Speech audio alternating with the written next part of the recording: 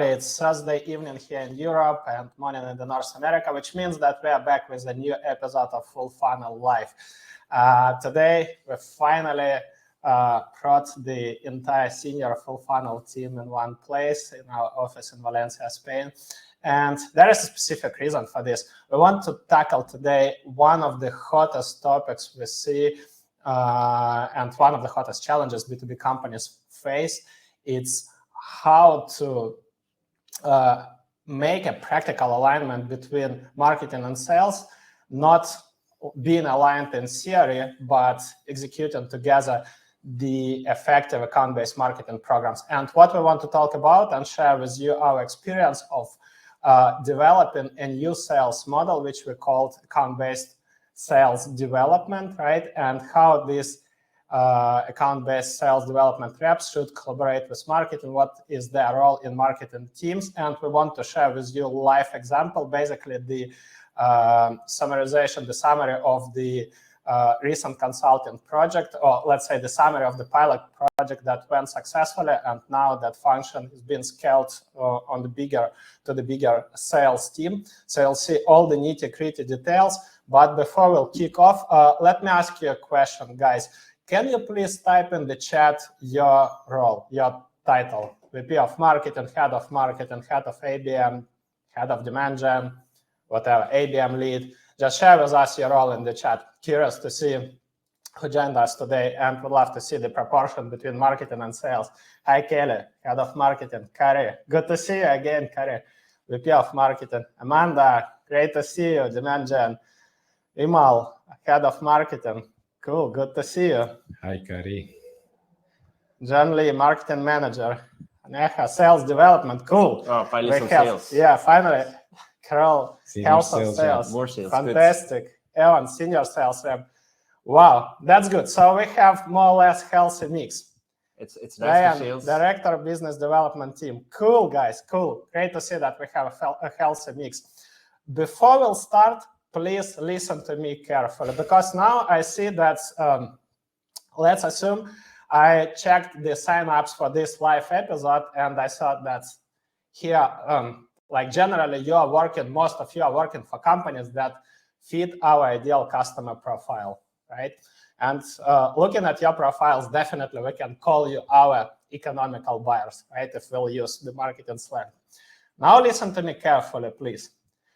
So the one thing that I would love to share with you is that we help companies to go from siloed sales and marketing to full funnel account-based marketing and demand generation. We help your team develop an ABM strategy, launch pilot programs, operationalize it, and scale the programs without ramping up your budget or depending on the agencies. Now I'm booking a link to my calendar in the chat. Please go and book the calls with us. Okay, let's count the calls. I don't see any calls booked, Andrei. What's happening? Surprise, surprise, surprise, right? The calls are not happening.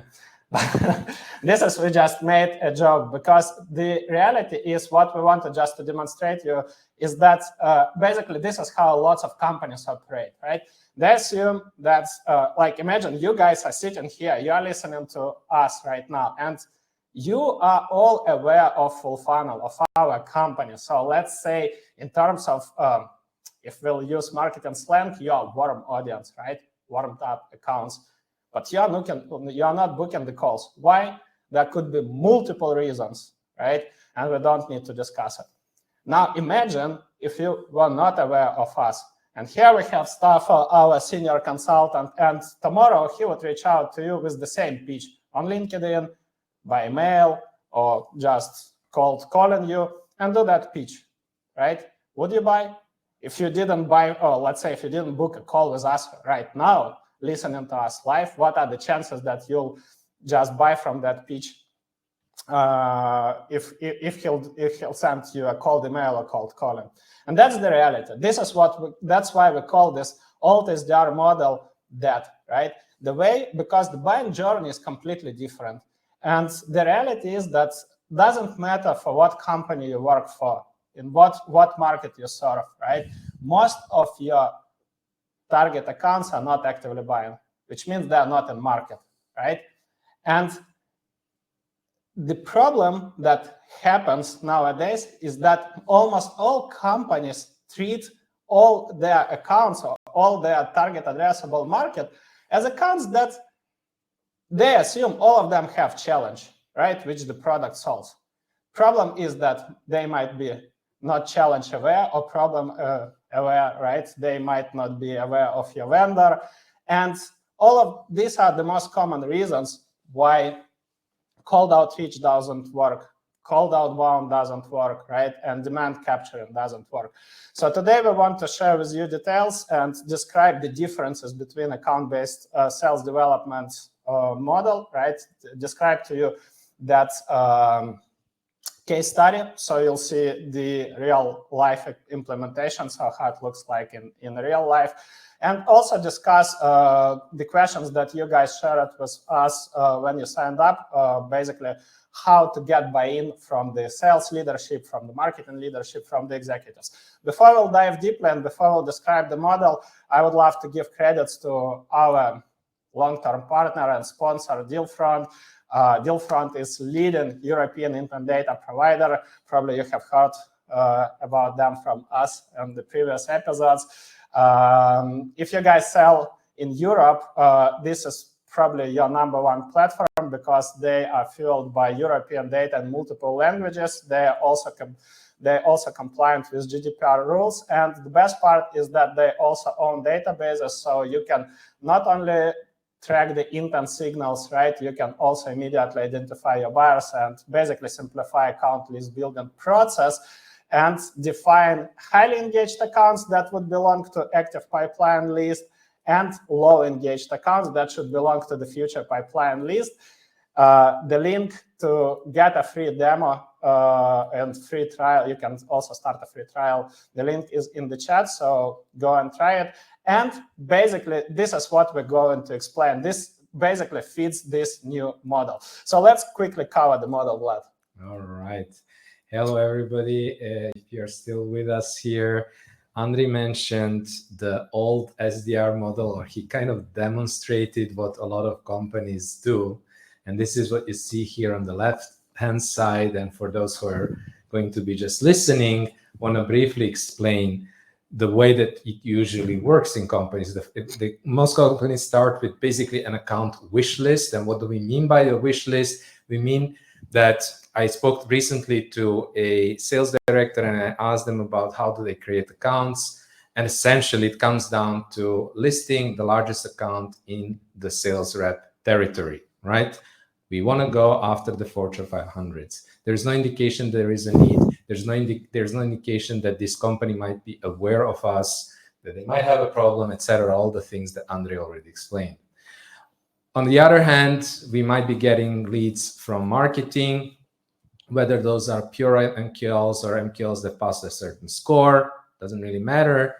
Again, problems with, are they actually buying, yes or no?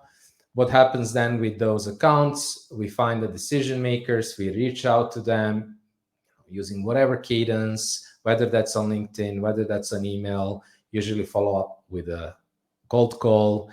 And essentially what we're doing here is a volume-based, hoping that some of these people might be looking for a product and that we get there at the right time and that they get triggered by our pitch and give us the time of their day, right? And the KPI usually is appointments. How many appointments do you manage to book? Some companies do it even a little bit worse and make activity-based KPIs, which are essentially, okay, how many calls, dials you have to make, email send, accounts contact.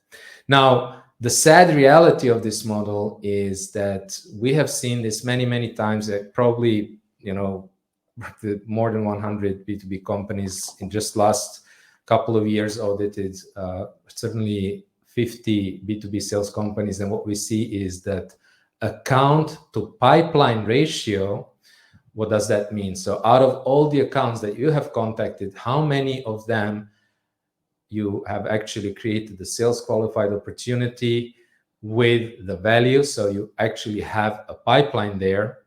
is less than 1%. So less than 1% of the accounts that you contact end up being a sales qualified opportunity.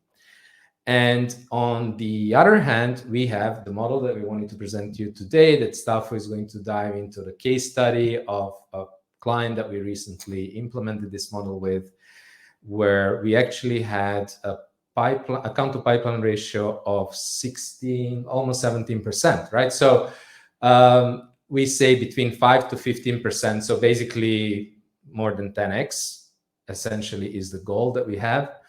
And how do we go about it? So instead of going from a wish list, we have detailed account qualification and disqualification criteria. We have covered this extensively in the previous podcast, so no need for us to dive deeply into that part of how we identify, select the accounts, how we use, what kind of data do we look at. But essentially, we look at the accounts that show buying intent. We look at the accounts that we have evidence that we can actually reasonably have a reasonable chance of winning and retaining over a long time, right? So that's the first step. We are selecting the right accounts that fit our ICP profile. And then what we want to do is you want to group them in basically two groups. You have accounts that are you want to focus on right now in this quarter that we hear on the drawing, on the diagram, called the active focus.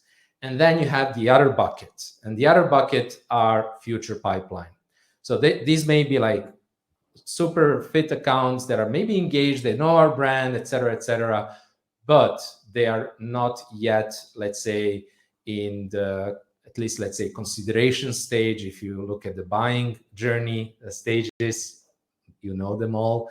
But basically, they may be just, let's say, problem where maybe they're starting to explore some solutions, but are not really starting to list vendors. Anyhow, so we have these two buckets, and they have different goals. You cannot treat the same those accounts that are really now potentially in the buying mode and those that are not yet ready.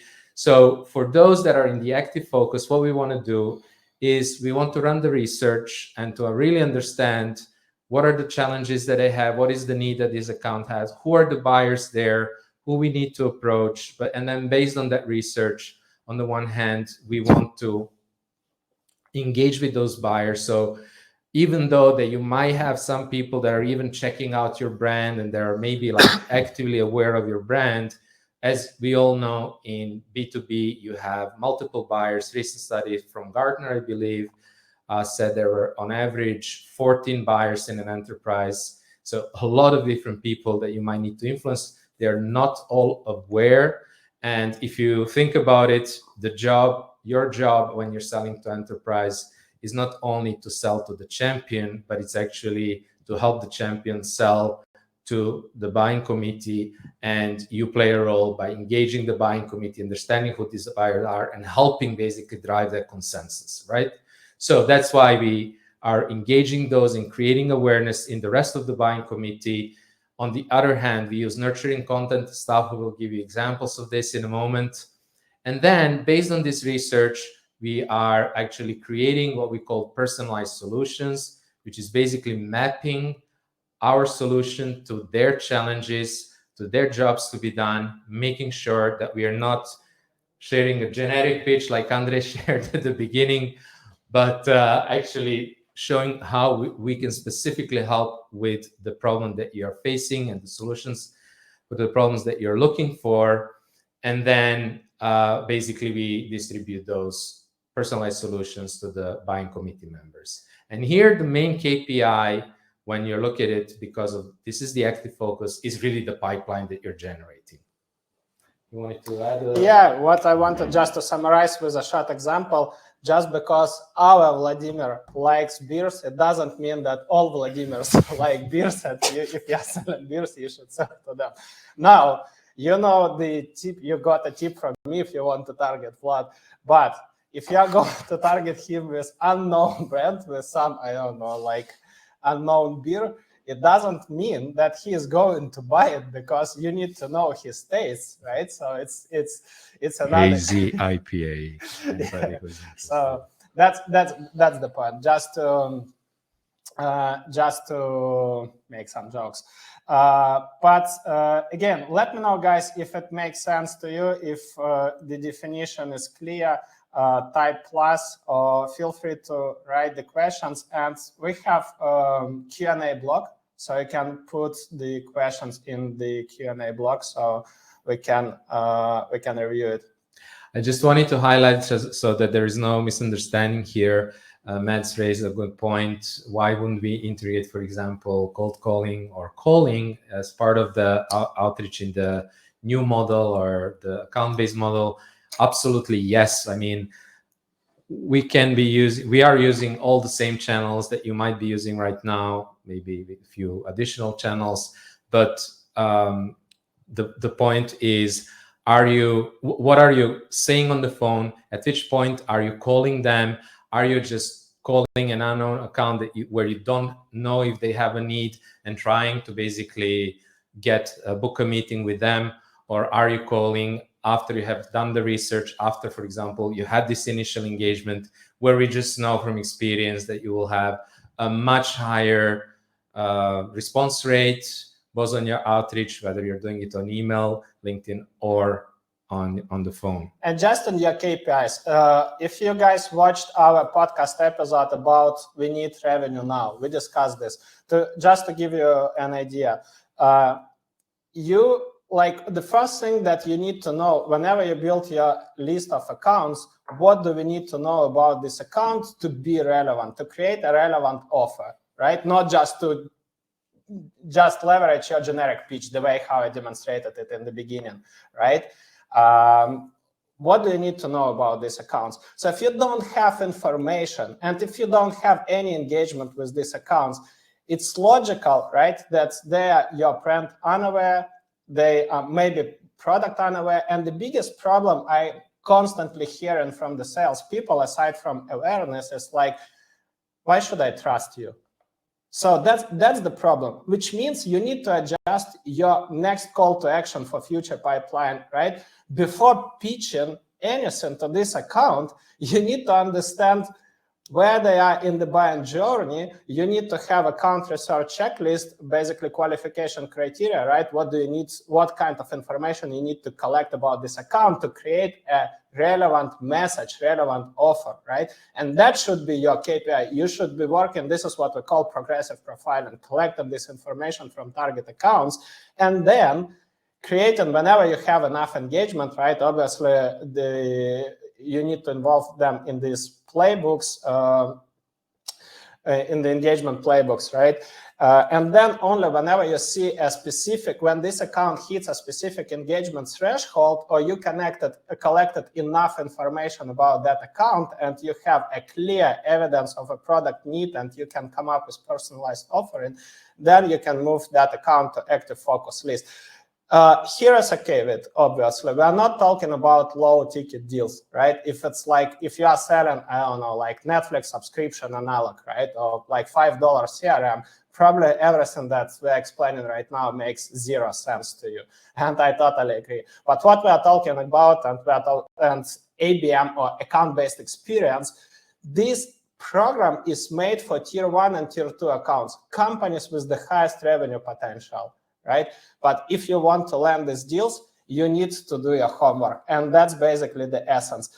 Adjust your next call to action. And for the active focus list, the key point here as well, what set of actions should we implement together as marketing and sales team to generate opportunity with that account, right? That's the difference. While with future pipeline, what should we do to collect the missed information about that account?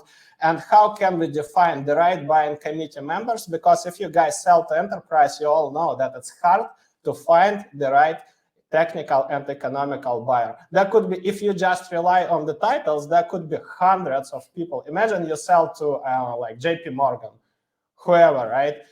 Any big organization. You type your title and then you see hundreds of people who you need to sell.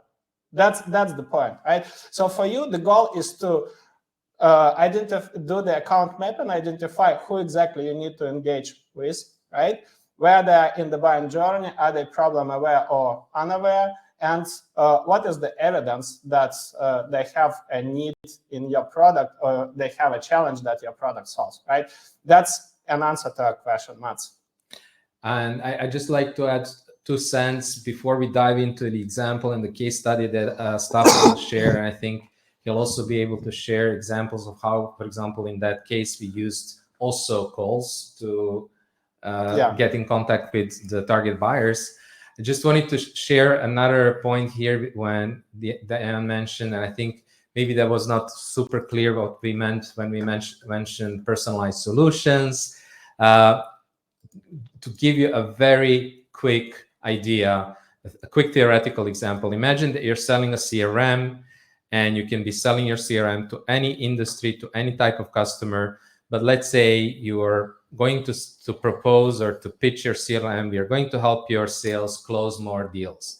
Now, if you have a financial service account in front of you, this pitch makes no sense because they don't have reps. They have financial advisors or investment advisors, what they call their reps.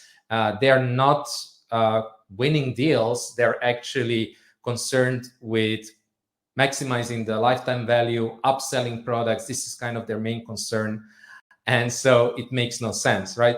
And the deeper you dive in and start understanding that there's maybe the CRM manager or the RevOps or whatever they call them, and that they may care about whatever specific reporting or forecasting functionality. So it's not just about the pitch, but maybe also what kind of content do we need to create or share? Let's say whatever third-party validation of the quality of data and how this is used in forecasting, and very specific value proposition for, let's say, sales director, where you can see the evidence that they have a high turnover of their agents or advisors, financial advisors, and where you can then position how your whatever CRM is integrated with their sales enablement system. So, and all the knowledge is safe, so it's not leaving the customer knowledge is not leaving the company, et cetera, et cetera. So just sharing an example of when we talk about personalized solutions, what we really mean. So it is multi-channel because you can be using obviously different channels, but also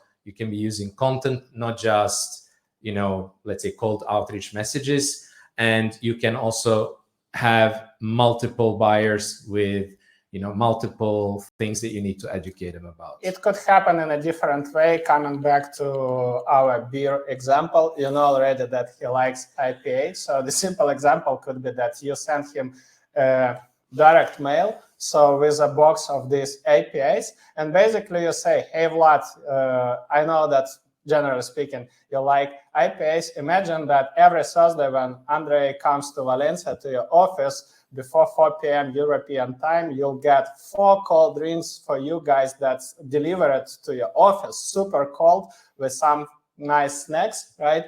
And you can you can have a great Fullfunnel live episode while enjoying your favorite beers, right? That's example of the super personalized offer with a nice outreach. So that's an example. Now, jokes aside, let's move. Guys, if you don't mind, copy your questions and post in the Q&A section, so we'll cover them after the collateral, because I think what we are going to share next is the case study that can answer a lot of your questions, and I believe it's better to hear, or at least to see once than just having a theoretical discussion. So let's move forward to the case study. Okay, guys, can you guys hear me? It's Staffo here, the least well-lit part of the team right now. It's coming at you right from the shades. So what I wanted so we were talking about a very interesting track that we've been doing is with the people in Paris that we were talking about before. And like we said, we had a really good accounts to pipeline ratio. So we had 54 target accounts. And out of those, we managed to engage 32, so that's like 60%. We managed to book calls with 23 of them, so that's like 42%. And we managed to get like 9 SQLs, so those are people currently in pipeline, which is about 17%.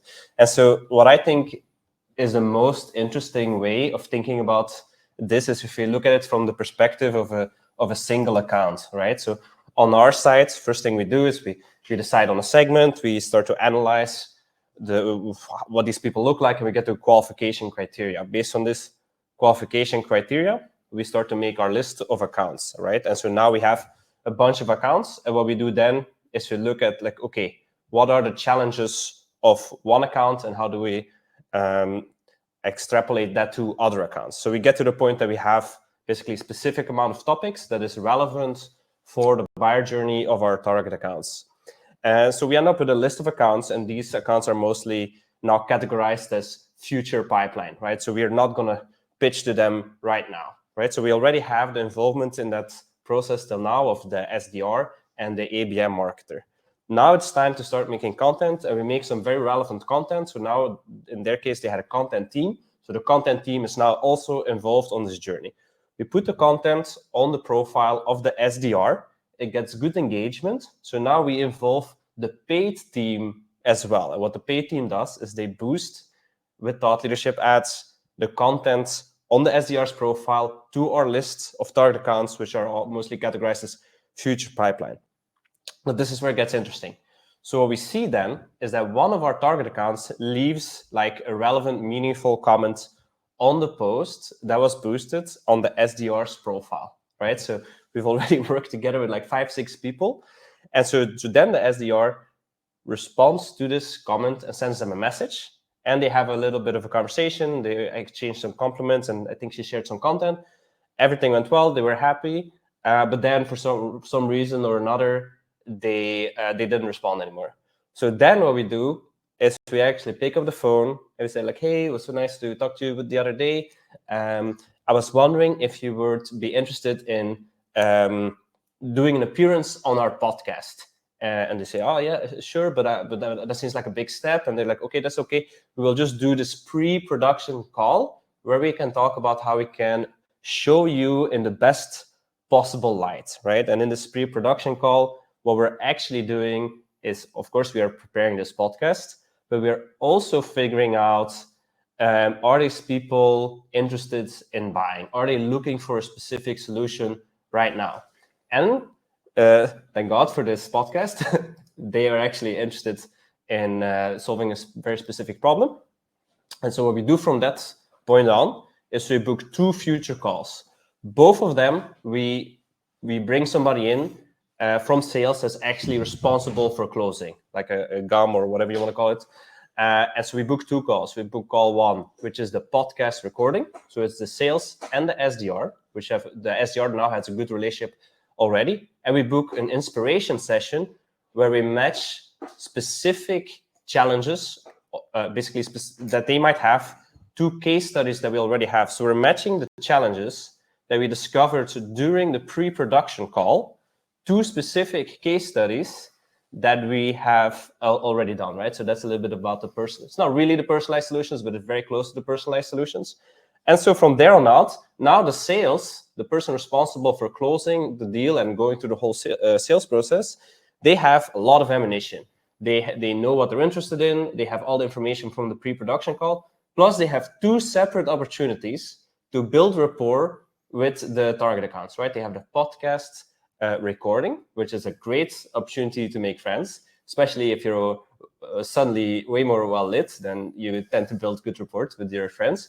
And then you also have this inspiration session planned. So if you're looking at this whole, and so now they're in SQL and they have like a 1-year sales cycle, so they're still in the sales process, but it just shows how the whole team comes together to work together on a single account, and how the SDR's role shifts from, hey, do you want to buy something from me, to basically becoming a trusted advisor. And that's actually something I forgot to mention. But while this person is now in the sales process, and in theory there's been a lead handover, pretty much every other week, they email the SDR, who is now their friend, to let them know how it's going. Like, oh yeah, they showed me the solution, I liked it a lot.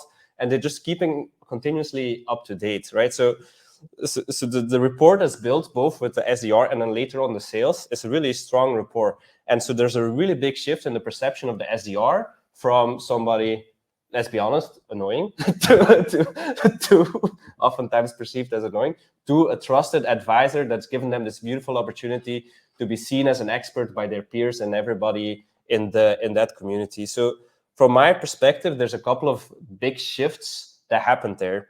And so the first one is there's a super close collaboration between marketing and sales, right? You have the content creation, the content strategy, the paid, the production of the podcast, the whole content team, right? There's the ABM marketer. There's all these people are working together.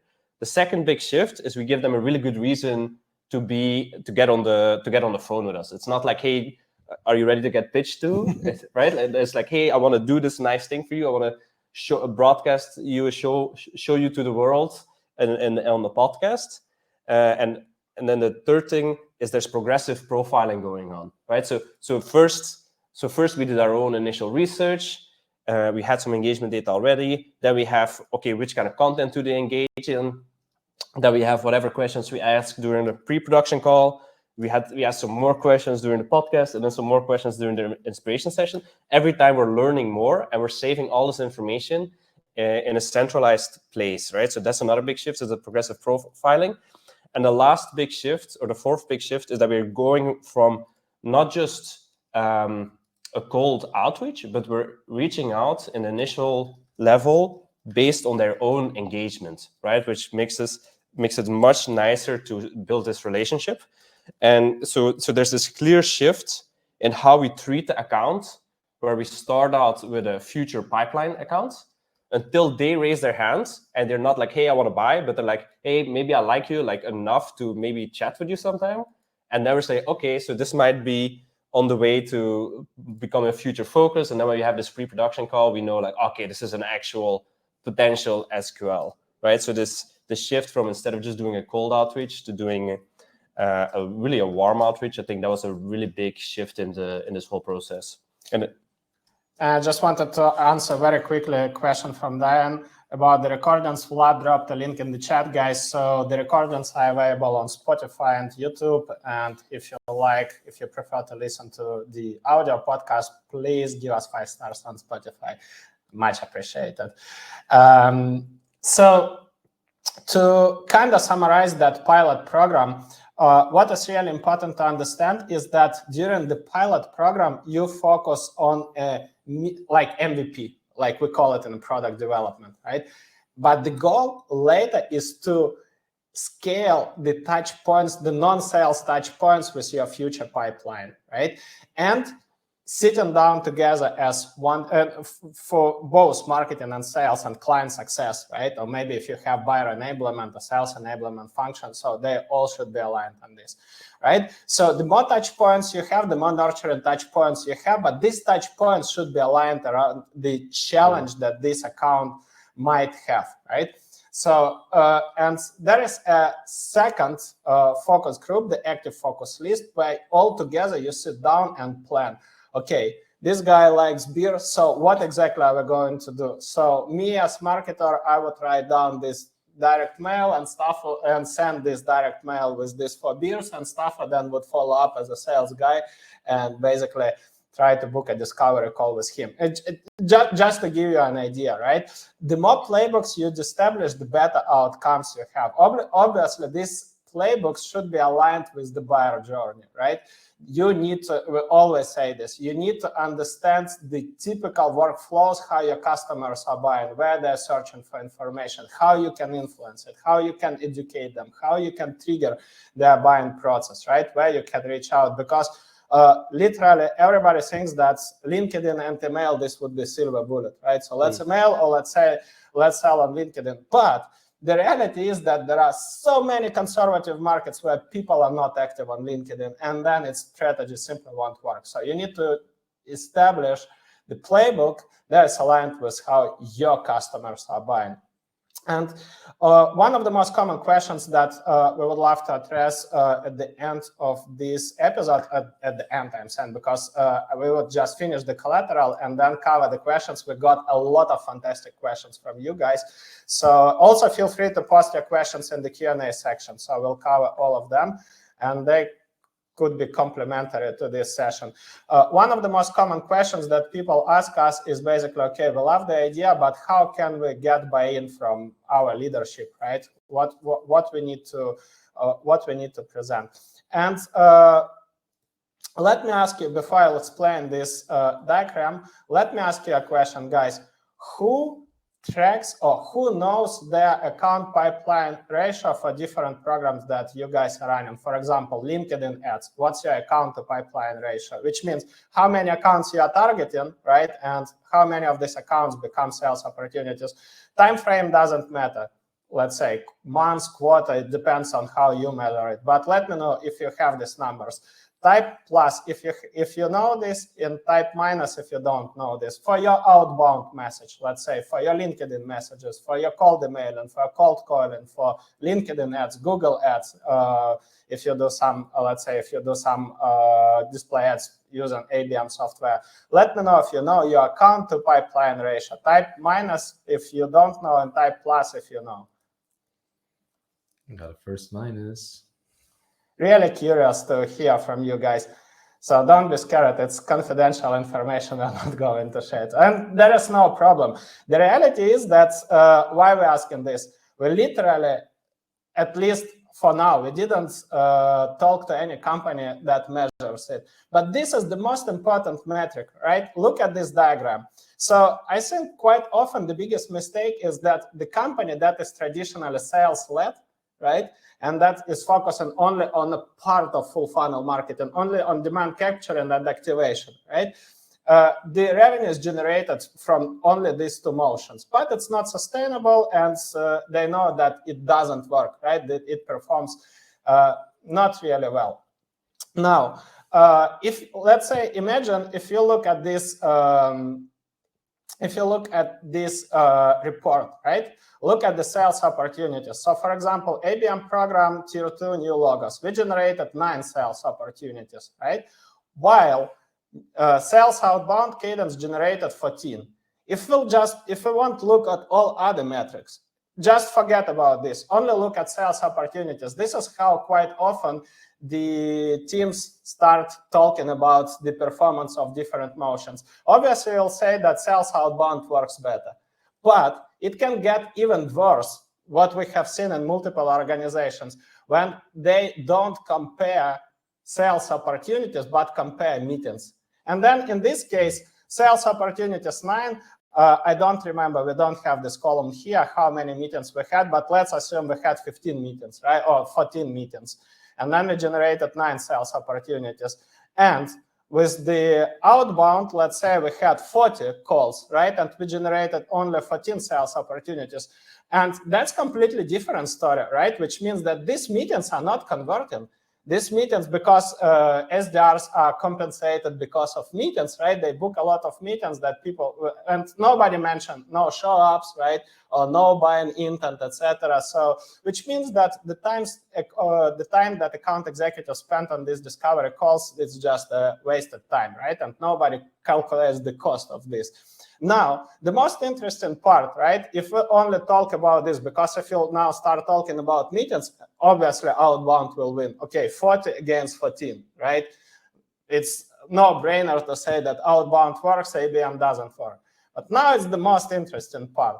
What if we look at our account to pipeline ratio? From 40 accounts, we were able to generate 9 opportunities, right? So our account to pipeline ratio is 22.50%, right? While our sales outbound is 3.5%.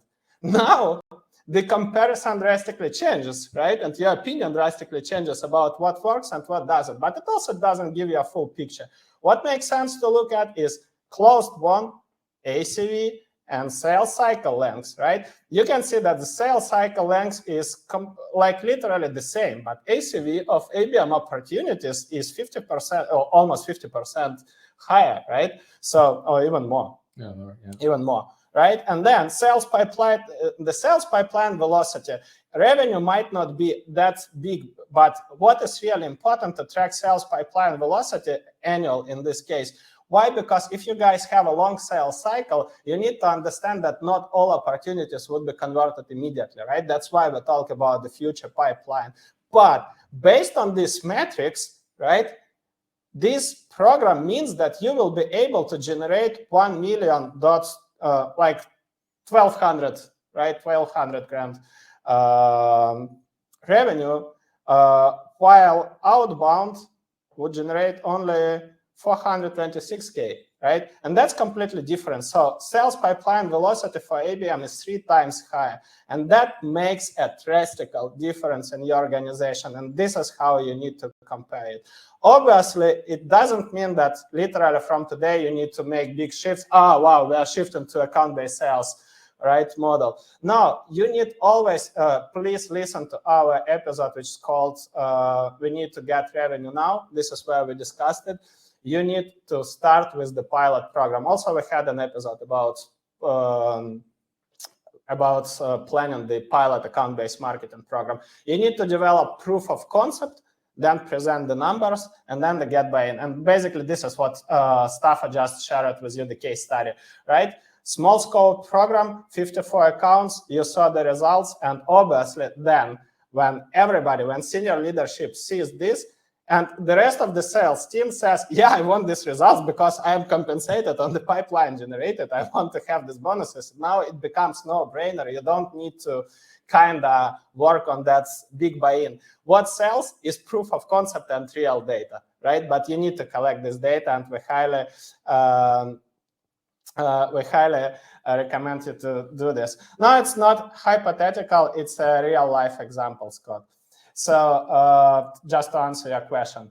And that being said, we covered the entire topic. We have a lot of questions from our community. So feel free to post your questions in the chat or in Q&A section. We'll cover them one by one. But before we'll start with the questions, let us know, was it helpful? Was it insightful? Share with us. Just type plus or minus. Let us know. Curious to hear your feedback. I wanted to add a little point about the account to pipeline ratio. If you saw this example, on the one hand, you had 400 accounts that turned into 14 opportunities. On the other hand, you had 40 accounts that turned into 9 opportunities. Now, if you look at it, what that means is that for you to keep using your outbound motion and generate another 14 opportunities, you would either need to contact 400 other accounts. You might contact the same accounts another time, but how many times can you pitch somebody before they completely start ignoring you or mark you as spam?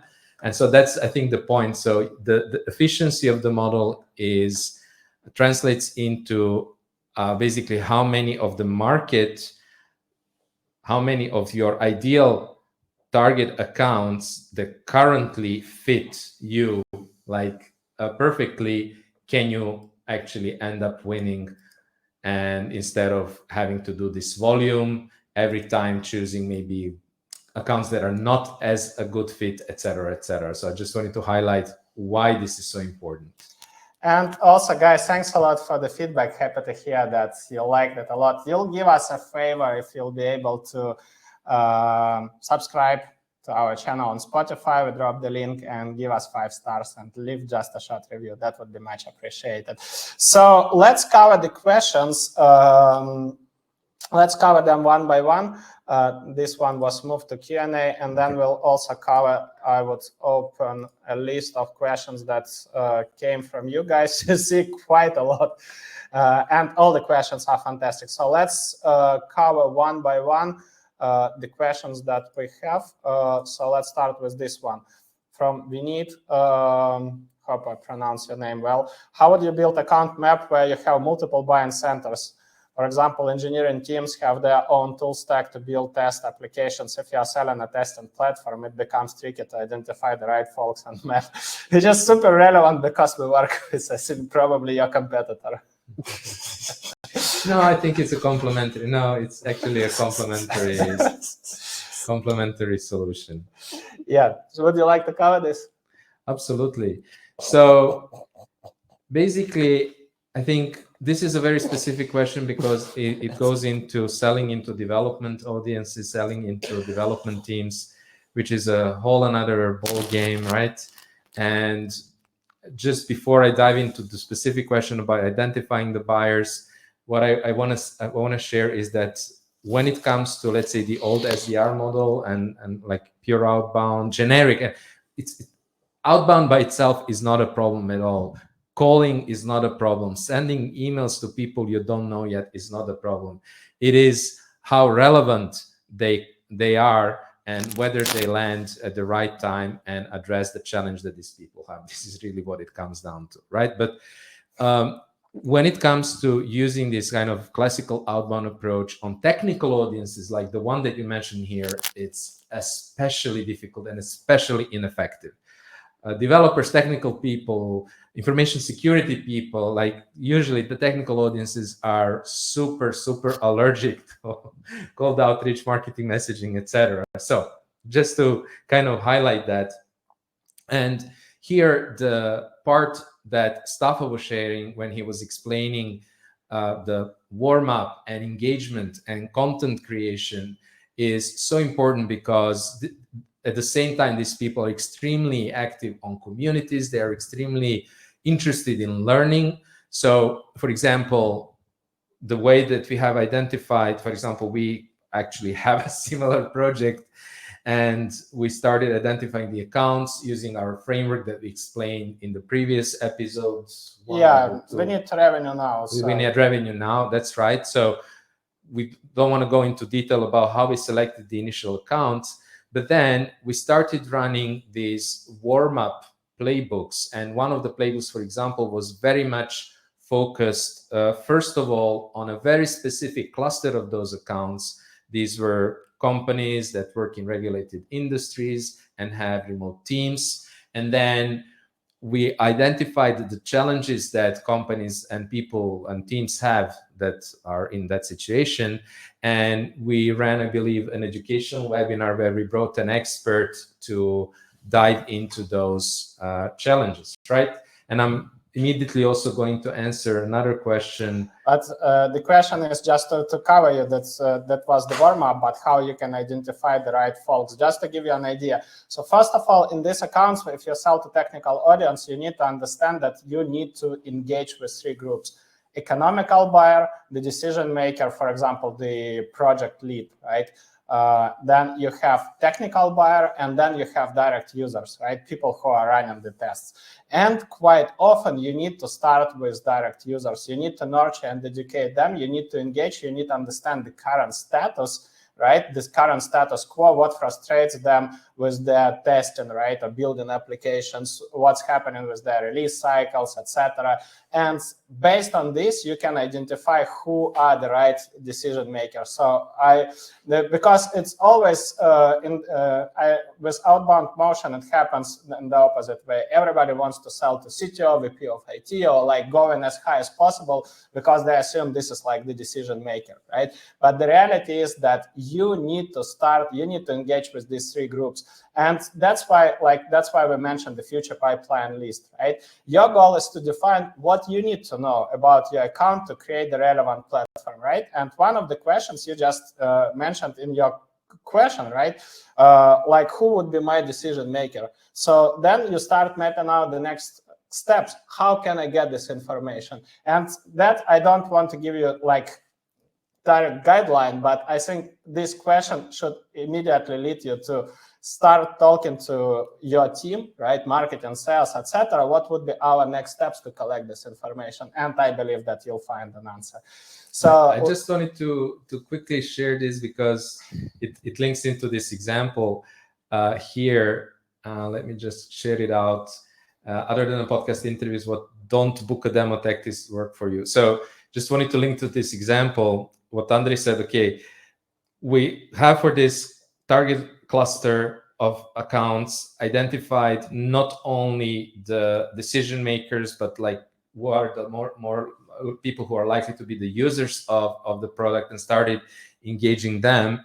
And of course, you can learn a lot from them, and you can start having conversations with them. We had, in this case, collected their questions, invited an expert to speak on a webinar. There was a touch point before the webinar. Everybody who signed up, we could have a conversation with them about what they were hoping to learn. We had a perfect way to follow up after the webinar. Our internal subject matter expert even offered to give a detailed briefing to some of the companies who attending the webinar and dive deeper into their challenges. So this was one of the tactics that we use as well. So there are many different tactics that we can use. You don't have to invite people on the podcast. You can also do what we call like micro content collaboration. We're just asking people about the challenge Andre mentioned. How long is your release cycle? We are writing a post. I'm writing a post about it. How long is your release cycle? Is this like too long for you? And then I can like create a post where I just mention, okay, I spoke to 5 people and this is what they shared with me. This is what I learned. This is how you need to fix it. So there are many ways in which you can engage the target accounts. Yeah, and quickly cover this question from Scott because it's kind of a follow-up. So strongly agree with lack of receptivity to outbound. I have found valuable thought leadership content is the most effective solution. This is what Fulat was sharing. What have you found most active? What we find most active is to develop a set of programs that are aligned with the buyer journey, right? That's why we don't want to give like a silver bullet, do it on LinkedIn.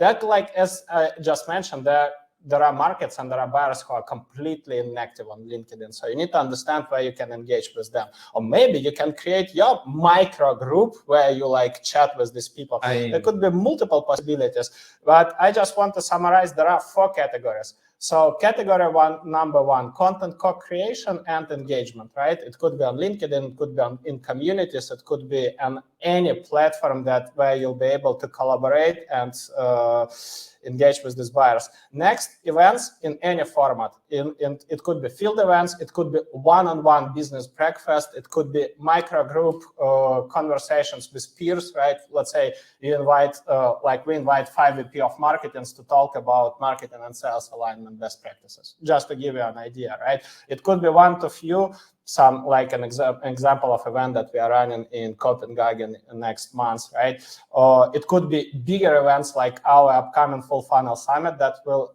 announce next week. We have fantastic speakers, so guys, stay tuned.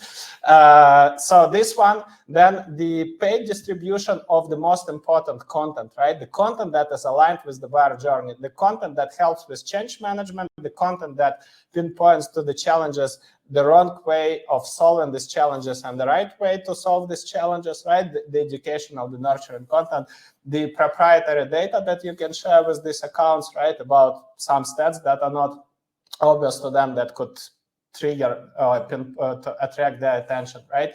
These things, and basically other tactics, as we mentioned, it could be direct mail, it could be social selling, it could be personalized content hubs, right?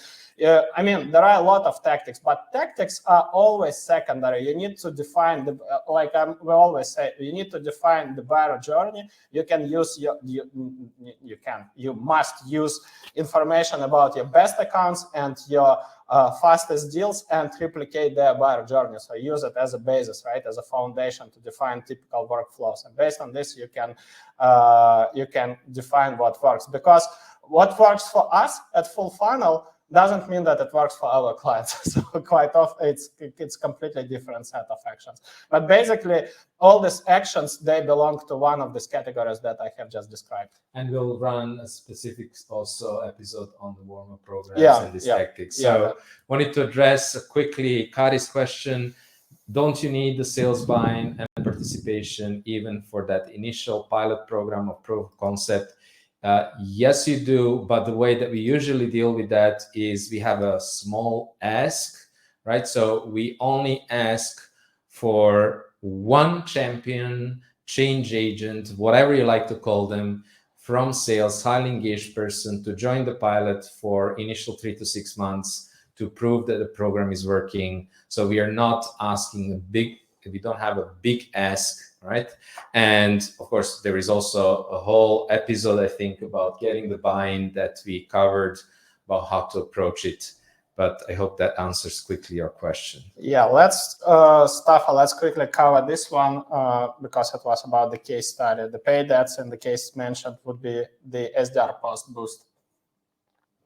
So what we did there is we boosted the thought leadership ads. So we use the thought leadership ads on the SDR's profile. But I will say that when we are targeting specific accounts, what we like to do is we like to divide the buying committee over the ABM team, right? So let's say if there was a marketer in our target accounts, we would match our marketer with their marketing title and our sales with their sales title, and maybe our technical people with the technical buyer or whatever.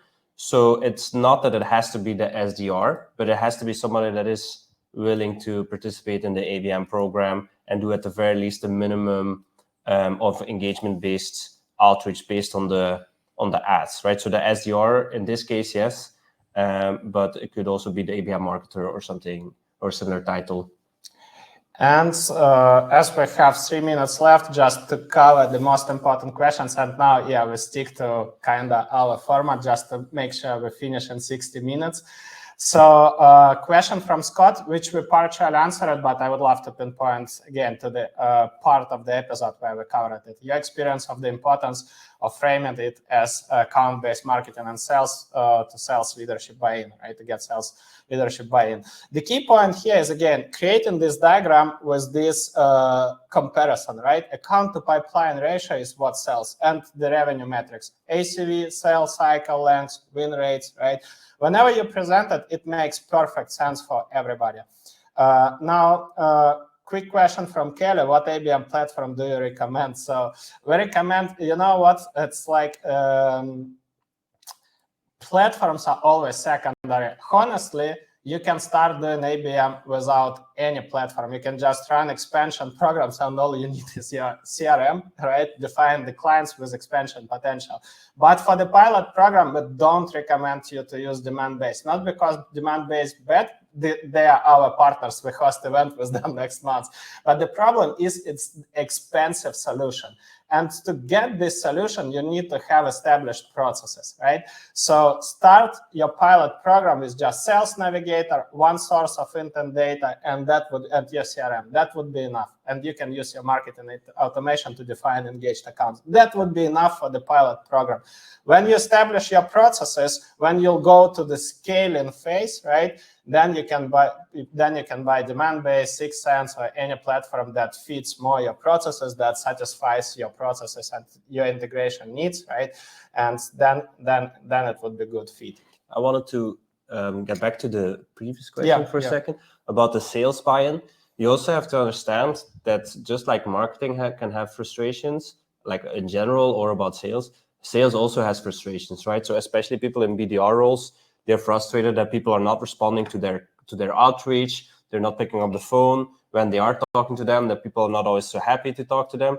So they have also many issues that they are honestly pretty apparent to them, that they have some kind of intuitive feel that marketing could potentially help them. So of course, it's super important to sell based on the results of the process, but it also is an answer to many of their common challenges, right? So why is it that nobody's responding? Why is it that when you get leads in your CRM that they're not interested in talking to you, right? So ABM can be positioned and can be actually a practical solution to many of these very, very common sales challenges, right? So there's really an argument to be made on many different levels of analysis, also different arguments for the senior sales leadership or the people with the boots on the ground, right? So on all these levels, we can make strong arguments and be very convincing. And I just want to quickly answer the question from Puneet about targeting accounts that are not active on LinkedIn. We recorded one episode with Staffo exactly about this, how to target accounts that are not active on LinkedIn. So tomorrow I will send a new issue of Fullfunnel Insider newsletter, and I would include this link so you don't need to find them manually.